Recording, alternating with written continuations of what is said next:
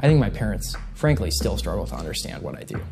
When I started, I told my parents, like, hey, I got this job. And they said, what are your coworkers like? And I was like, well, there's only 2 of them, but they're great guys. And they're like, well, what's the office like? And I was like, well, it's an apartment. And they were like, well, at least you're getting paid, right? And I said, well, I'm getting paid in this cryptocurrency called Bitcoin. And they were like, wait, is this like legit? Cryptocurrency is basically digital money that is outside the control of any central government or bank, and the best-known form of it is Bitcoin. Since Bitcoin's start in 2009, it and other cryptocurrencies have evolved, and some now believe they are on the cusp of fundamentally reshaping money as we know it. Olaf Carlson-Wee is a leader in this new industry. He famously lived off Bitcoin for years and now runs PolyChain Capital, a hedge fund that deals exclusively in cryptocurrency. I got a lot of friends interested in Bitcoin by having them kind of like buy the pizza, and then I would send them 20 bucks in Bitcoin. And I actually accidentally ended up making friends like thousands and thousands of dollars by doing this. Olaf made his friends and himself so wealthy because the price of Bitcoin has exploded. When Olaf first got paid in Bitcoin, one was only worth around $35. But today, that same Bitcoin will cost you over $4,000, more than 3 times the value of an ounce of gold. Tell me about what the experience is like of then having to live off of Bitcoin. That was kind of a no-brainer to me. For stuff that I couldn't pay with Bitcoin, I would just sell the Bitcoin and use dollars. So I had a bank account and everything. When did you first get introduced to cryptocurrency? So June 2011, a somewhat historic now article came out in Gawker that was on Silk Road, but it talked about this technology, Bitcoin. I had never heard of that, and I thought it sounded really interesting. So I started reading more about Bitcoin and just went down the veritable rabbit hole. I was going into my senior year of college and was still just really, really obsessed with this concept. So decided to write my undergraduate thesis on Bitcoin.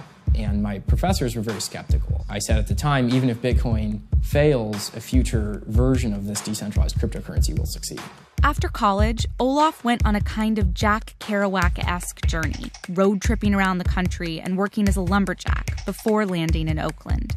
Soon, he got a job at Coinbase, then a small cryptocurrency startup, where he famously took his entire salary in Bitcoin.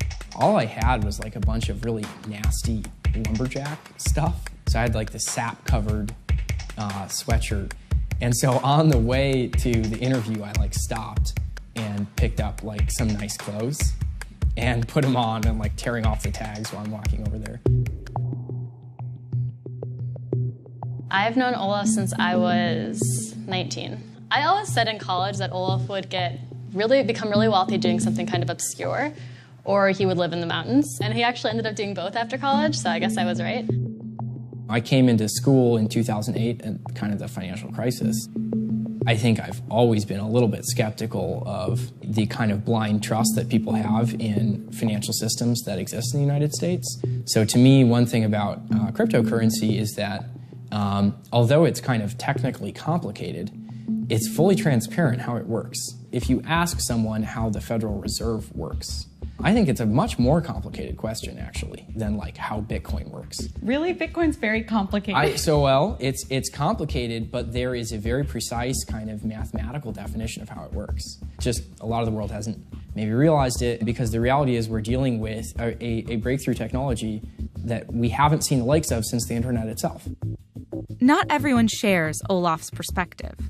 Many think that we are in the midst of a cryptocurrency bubble, with rising prices fueled by rampant speculation. But Olaf says he still has faith in the underlying technology.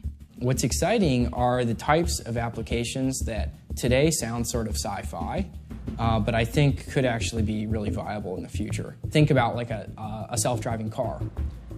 I could imagine a future where self-driving cars aren't owned by anyone. They actually own themselves. And the software that's on that car can hold, cryptocurrency, and it can enter into various arrangements. It can go try to get its oil changed or something like that. And this sounds sci-fi, right? It sounds like a little bit out there right now. But I think this is the type of thing that we're going to start seeing emerging for real.